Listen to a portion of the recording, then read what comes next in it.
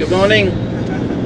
We're on our way to our East Coast commercial information session on the Fiat Ducato. So for those who don't know, the Fiat dealerships will run an information for your vehicle session for those purchasing new vehicles.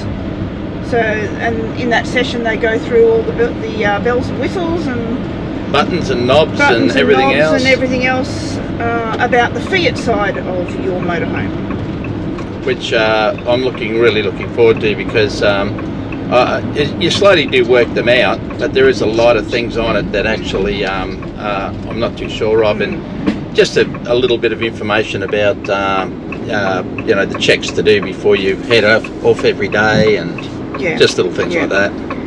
Yeah, and there's just a few things that come up on the Facebook Jayco owners groups occasionally where there's questions about operation of the Fiat. Yeah. So we're hoping to answer some of those questions, like particularly the one about when if you touch both pedals at the same time.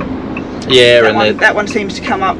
Yeah, and a reset button if you hit a massive big pothole. I don't know how pertaining. Also about the drainage over the injectors in the front of the motor. That's some older style Conquest Fiats used to have that problem. Yeah. Also the AdBlue, amazing AdBlue question about when you should fill it up and when you shouldn't. So we've got a few Jayco there. touched on that, but we'll probably get a bit more detail today.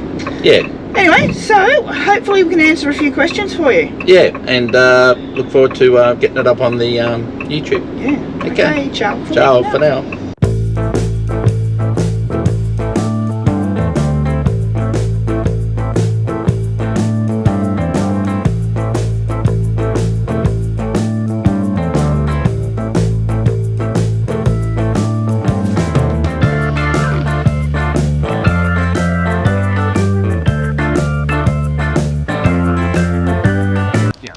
We refer to it as the Series 9.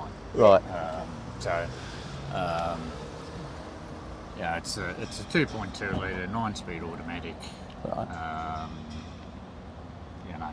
It's fairly decent unit in terms of its power and whatnot. Yeah, well, we noticed that coming back from along the highway, it holds the speed quite well. Considering the weight of what they put on the back of them these days, they tend to pull all right, and the economies. Yeah, the economy's not too bad. I think it was sitting around about 14 coming back, and I think it just get a bit better.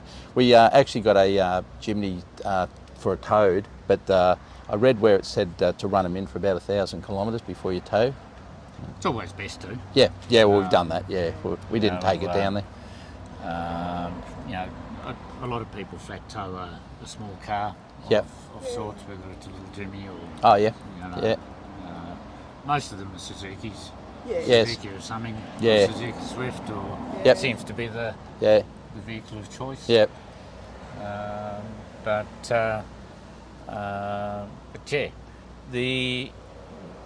with the Series 9 there is no dipstick on the engine. Yep. Right. Okay. Yep. Who knows why it got removed? Don't know. Yep. There's a lot of talk in the forums about the fact that the dipstick's been removed. Yeah, righto. Yeah, we saw that. Yeah. It does create confusion as to how the gauge works and when it works and when it's accurate. Oh yes. Yep. Okay. There is a procedure that's in your book on how to check the oil level. Right. Outside of that procedure, it will not be accurate. Right. So while you're hurtling down the highway at 100 k's an hour and it drops 1 bar or 2 bars, Yep. that doesn't mean that it's losing oil or pouring out oil. Oh, okay. Well, that's good to know. Yeah, that's good to know. It'll tell you if it's lost oil pressure. Yep. Or if the oil level's low. Yep. Now, the oil level low can be sensitive. Right. So if the oil level is, believe it or not, 50 mil too low, it'll actually trigger the warning. Oh right, 50 mil. Wow. So temperature's got a lot to do with it. Yep. And so we see a lot of people, they panic. The first thing they do is grab 5 litres of oil and they throw 5 litres into it. Oh wow. Okay. Yeah, well, that's going to cause it. That's going to cost you a lot of money. Yep.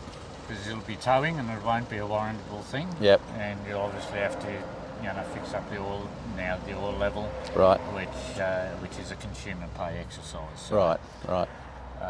in the book it says to top up in 200 ml increments. Right. Right. So if you get a low oil message, bear in mind 200 ml, follow the procedure. Right. Okay. Okay. Outside of that procedure, it's not going to be accurate, and the number of bars in terms of whether it's full or not full will vary while you're driving. Oh, okay. Right. Okay. So that's the first thing that you need to not panic about. Right. Because people do, they see it drop down a bar, and granted, I accept you've probably paid close on 200,000 for your motorhome. You want to look after it. Yep. But not everything is panic stations straight up. Right. The other thing is AdBlue. Yes, that's one know about that.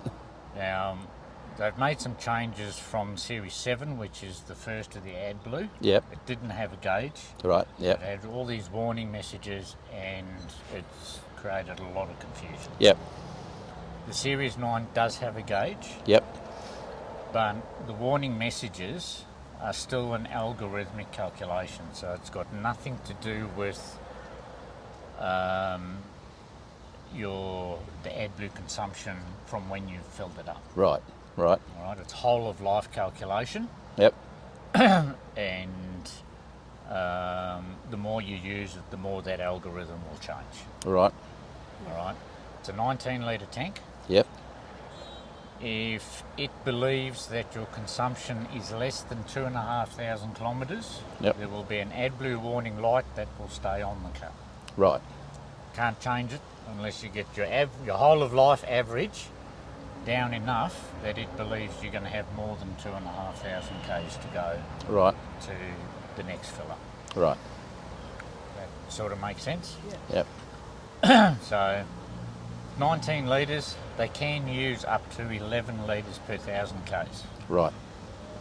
And that's typically an open road drive. Yep. Around town they use less, open road they use more. Right. Once again, it depends on how big the motorhome actually is. Yep. How much weight's in it. That all comes into how much it's going to use, because I mean it's an emissions thing. So, Yeah. Right. up here in Queensland it'll have different usage to down in Tasmania. Right. So all those things come into play. Okay. Basically, you will get a message at about 600 k's to empty. Yep. That's the point to fill it up. Right. Okay. Anything prior to that, I wouldn't be rushing to fill it up.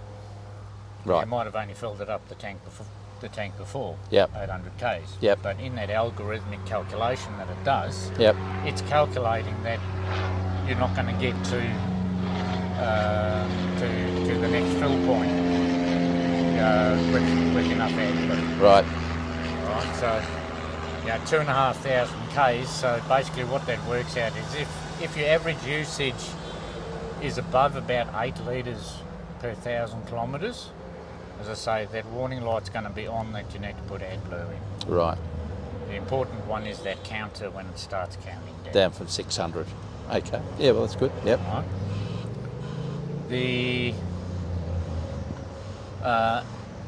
If it gets to zero, Yep. in the scenario, you're far enough away, you still got 100 or so k's to go to the next service station, you don't have any on you, or you might have used your small quantity that we recommend you carry. Yep. Got about 200 k's to go before the car will turn itself off. Right. Right. Once it gets to zero, between 0 and minus 200, so to speak, it'll stay running. But once you turn it off, it's no go until you put AdBlue in. Right. Okay, but if you put AdBlue in it within that 200 kilometres, it will start again? Yeah. Okay. So okay. to start it again, Yep. it wants to see AdBlue in the AdBlue. tank. Because otherwise then it would go into limp mode, wouldn't it? Because, Yes. because and then you'd have to get it Yeah. serviced. Yeah. Okay, yeah. Very So- similar to the trucks at work, yeah. And the third thing that confused a lot of people is the DPF regeneration Yes. that happen. Yes. The car will do anything up to 3 different stage burns, depending on how blocked it is. Right. Yep. The first stage burn, you'll probably hear the fans running at a great rate of knots, Yes. and it'll probably do that once every 1,000 k's Right. or thereabouts. Right. Okay, so its whole aim, even though the filters are, it's a filter, Yep. they want to try and keep it as clean as possible, which means frequent burns. Yes. So frequent and shorter burns. If it can't successfully complete those burns, it'll eventually go to a second stage, Yep. which is a bit longer. Third stage burn, it'll probably run for about 40 minutes, and you Right. must be on the highway for that. Right. If it can't successfully do a burn at any stage, it'll eventually count up the amount of times that it can't do a burn, and then it'll say, bugger you, you're going to a Fiat centre. Yep. Put Yeah, you in puts limp mode. Yep. And it'll force you to go and get it done. Right. Yeah. Now, reasons that it won't do a burn is if there is some sort of fault in the system, doesn't have to bring the engine light on. The engine light won't come on for all faults. Right. But if there is a fault for some reason that it's not comfortable with doing a burn because it might create a problem, Yep. or it needs, for instance, like the fans, if one of the fans was showing a fault, Right. it needs the fans to run to do a burn. Right. Cool down. So- yeah. The filter gets up to about 700 degrees when it does a burn, Right. so airflow is quite important. Right. So So does it actually show a gauge that it's doing a burn on the sometimes instrument? it does, depending on what level it is, Okay. it may or may not. Right. Okay. Right. Pretty sure level 3 or the third stage burn will tell you, and when it's on that, it's telling you get on the highway and just keep driving until it turns on. Until it turns off. Yeah. It's very similar to our trucks. We've got a fair few trucks at work, and they do the burns quite regularly. And the Yeah. We've got drivers. some experience. Yeah, only by them going in a limp mode where we had to get them all reprogrammed and that. So where they've turned them off when it's during a burn. So Yeah, we've so kind of got it. Yeah. the most common thing that we see is people turn them off in, whilst it's doing Whilst a burn. it's doing it. Yeah. And you keep doing that, eventually it says, well, you're not letting me do it. I'm going to make life difficult for you, and Yeah. you're going to a service centre. Right. The problem is the nearest service centre could be a long way. Yeah. Yeah, right. Yeah, so it'll be a tow job. Yeah.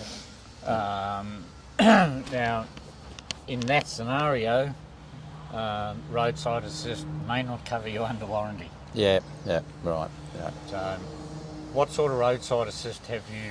We've got the Fiat one at the moment. Yep. And Have you got anything else? no, set not up? at the moment. We were talking about getting RACQ, but we didn't know if that was just overkill with having Fiat and RACQ. Okay. So, Fiat roadside assist Yep. is there for warrantable repairs only. They will charge you for non-warrantable repairs. Right. Okay. Gotcha. Okay. Okay. So So there's the difference. there we go. So we'll have to get the other one. Yeah. Right. There is also I think it's $2,000 per tow limit. Right. So if you were in Broome and you needed to get to Yeah. Perth, Yeah. All right. there's pretty well much guaranteed you're going to get a partial bill for that tow. Right. Yeah. So Well, RACQ it'll be. That's Now- true. RSCQ, make sure that they know the length and size of the vehicle. Yeah, I think it's just under this one. I think it is. Because I don't know if they've changed their model, Right. but if it was 6 metres or over, they won't pick you up. Right. Okay. Because the tilt trays that they operate Yeah. don't cater for anything bigger than There's- that. Yeah, that makes a lot of sense. Yeah. They Yeah. also have height and weight, and Yeah. but Yeah. Could imagine. the critical thing I understood was that 6 metre length. Yeah. Yeah. They couldn't have too much overhang, I guess. Yeah. Yeah. Yeah. We do see these come in on tilt trays, but whether it's a larger tilt tray or a standard tilt tray. So a lot of the RSQ tow trucks are their roadside assist partners, and they pretty well much a passenger vehicle tow tray. Right. You start throwing something this size on that, Yeah. Yes. they've got a whole lot heap of liabilities they've got to keep Yeah. in check Yeah. with and Makes sense whatnot. there. So what ones do you normally find the ones that cover that larger vehicle? Is that? Well, I've heard RSEQ may have changed their guidelines. All right. So before you just subscribe to them, make sure that they will come and get you. Yep. Okay. Good idea. They'll come out and look at it, but Yeah. if it's the towing. Yes. Yeah. Yeah. What's that make A lot sure of the insurers, particularly the caravan and motorhome insurers, Yep. have roadside assist as an option, or it might be included. Right. So check with your insurer whether they have roadside assist as an option. Okay, that's great. Good information. Yeah. We're with CIL, so I'll have to check that one because I don't remember seeing anything like that, but you could have it. Yeah. So Kentane used to have, as part of their standard package. Oh, Kentame's, yeah. Used to have it as standard. I don't know if they do anymore. Okay, yeah, well, it's worth having a look at that too. CIL's probably one of the biggest insurers. It's worth a question. Yeah. Do they have a roadside assist option or not? Yeah. I guess if something happens where you're on the road, then they've got to get it to some certain place, and I'll have to look into that. Yeah. In reality, if you've got a problem on the road, it's going to get towed. Yep. Yeah. It doesn't matter what badge is on the car. Doesn't matter what car it is. Passenger motorhome these days. Yeah. If you've got a problem, it's on a tow Yeah. truck. Roadside assist. The amount of times that they can deal with an issue roadside Yep. is becoming smaller and smaller. All right. Yeah. Too much electronics. I know with the Comfortmatic gearbox and all that, there was a lot of dramas with them in the past, and they Don't have a lot of dramas with the 9-speed. Yeah, that's great. Yeah, because it's fully auto, isn't it? Yep. Yeah. It's conventional automatic. Yeah. They do learn how you drive. Yep. And obviously they learn due to the size of vehicle and whatnot, shifting patterns and things like that. So it's not uncommon, particularly in that first 1,000 to 2,000 k's, you might have a bit of harsh shifting. Yeah, it's been pretty good, but a couple of hills. So that's just learning it. It will learn, and a lot of that generally does settle down. Oh right, yeah, that's good. That's good to know. But as a general, 9-speed's been a good thing. Oh, good. Oh, We're quite happy we don't have the Comfortmatic anymore. Yeah. Well, Yeah. we're happy from a consumer's point of view.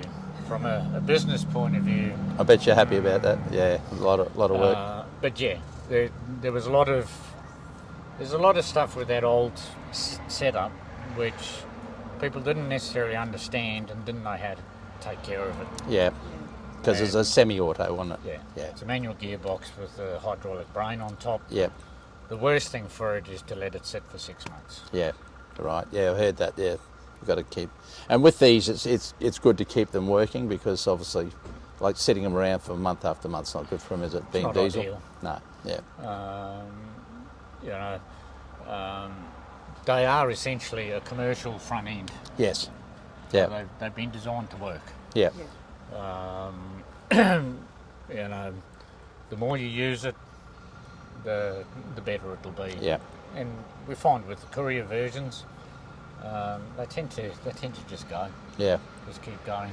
Yep. That's great. Servicing on it. Yep. Every 12 months or 15,000 k's.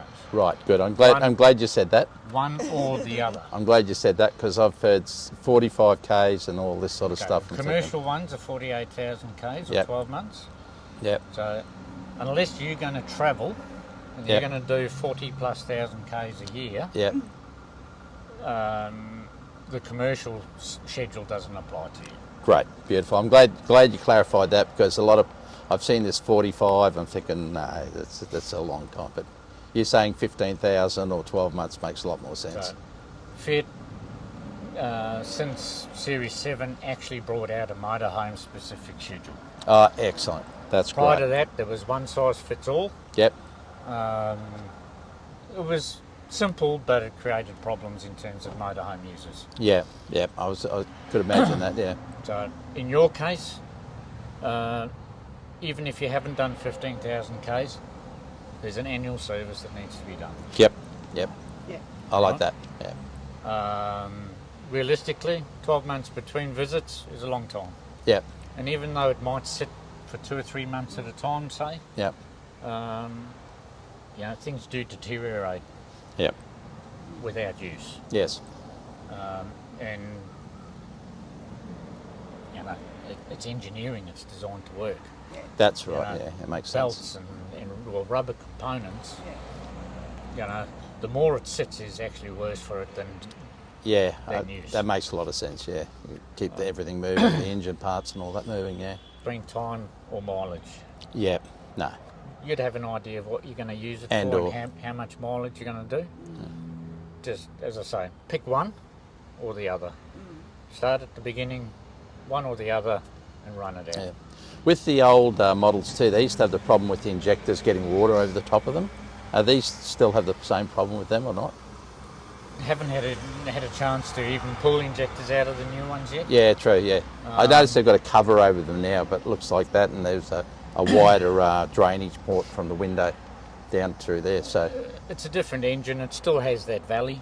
yep, Yes, water can still get in there. Yep. No engine bay is free from water getting Yep. in there. They've got a better cover than the sort of material one that they used to yeah, I have. saw that one. Yeah,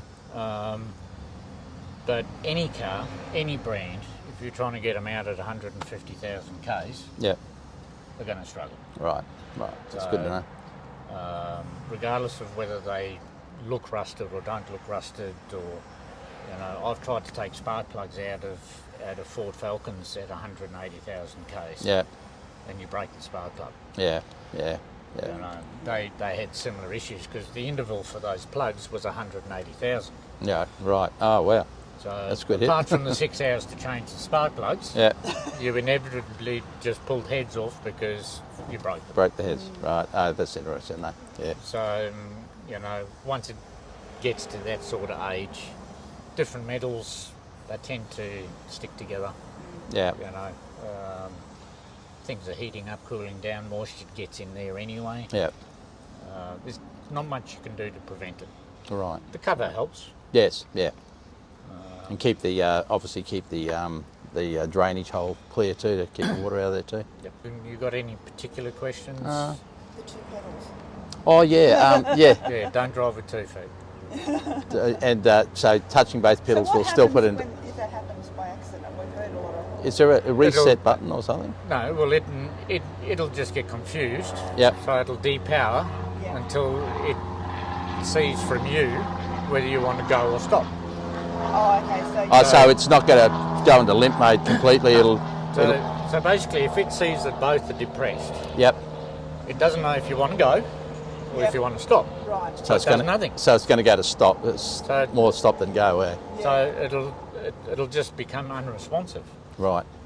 until it sees one. So there's one like of, a period of time you have to wait, is there, until you. no, as soon as you take your foot off the brake or off the accelerator, it'll do the corresponding action after. Oh, okay. So it's been a problem's been fixed because yeah. in the old days they said did that when the limp mode and there was a People reset say, button yeah. on the left hand side passenger somewhere. Different issues there. All right. So the reset button on the left-hand side was an inertia switch. So if you hit a pothole hard enough, Yeah. Is that still there? no. It's not. Okay. Oh, okay. Right. So that's gone? That's gone. Gone. Okay. That's probably a good thing. Well, if you hit a pothole or a speed hump or something like that hard enough, it's doing what it's designed to do, and that's to shut down. Right. You know, how sensitive it is was a bit of a debatable point in Right. those models, Yep. but it's gone in your car. Okay. So what happens if that happens now? Does it? If it hit hard enough pothole or something, does it reset or doesn't? No, well, through inertia switches, and that if you had a rollover, for instance, Oh, yep. the car shuts off the fuel system. So part of the inertia switch was to detect rollover or an accident big enough Cut the fuel? to cut the fuel off. That That's makes what sense. its function. Right. That makes sense. Okay. Yeah. You know, if you have a big enough accident, you want to turn the fuel off. So Yeah. it doesn't First matter. thing. Yeah, it makes a lot of sense. Yeah. They just do it in a different way now. Right. Okay. Oh, that's good. All right. That's good. In terms of going into limp mode, Yeah. 2-pedal driving won't necessarily put you into limp mode, Right. but it will become non-responsive it'll feel like it doesn't want to go. Right. Okay. Now, they are close together. Yeah, they are, aren't they? If you wear joggers like I do, the footprint's this big. It's easily enough to do. Yeah. There's no way around it other than to be conscious of 2 feet driving. Okay, that's Gotcha. right. Yep. Beautiful. That's good. But basically, as I say, both of those are inputs to the car. Yep. It either wants to go or it wants to stop. If it sees you want to do both, Yeah. It's going to stop because it's not going to try and accelerate, is it? it's not going to accelerate. No. It's going to take the safe option, and Yeah. part of the stopping is being non-responsive. Yeah.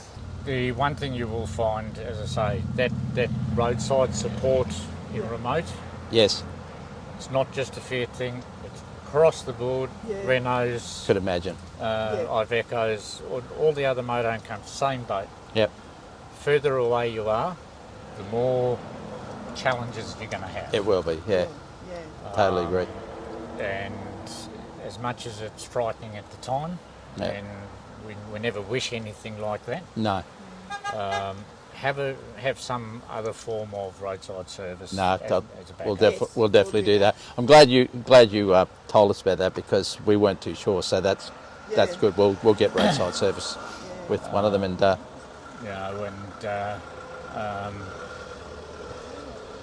I know particularly around Darwin, there is a workshop that Fiat, or Stellantis I should say, Oh, yep. I've heard of that name. does use as like a parts and service outlet. All right. They don't stock anything, but they tend to either direct you there and then they liaise with them to try and get you out of trouble. Do you think it's a wise idea just to order some spare parts here, like the hoses and the belts, and have them on board, or? At this point in time, hoses, no. Set of belts probably wouldn't hurt in case something flicks up and gets caught in there. Right. So a set of belts, right? 5 litres of AdBlue, Yes. because the minimum fill for AdBlue is 5 litres. 5 litres. For So it to actually register. to register. Okay, that's good to know. Outside of that, there's probably not a lot. Oil, that wouldn't carry oil, or you wouldn't worry about it? I wouldn't be overly concerned. Yeah, new vehicle. If you've got to put oil in something, then there's probably a bigger problem. Right, yeah, because Right. it's going somewhere and it's not wearing in a brand new vehicle. Yep. Yeah, yeah, that makes a lot of sense too. And you can get oil, even if it's not 100% compatible, you can get oil at most places. Right, yeah. Because Get you out I of did trouble. notice that you guys use a certain brand, Selenia is for yeah. up to Series 6. Right, Shell Helix yes. is the oil for this. Oh, model okay. car. Oh, that's good. That's good to know.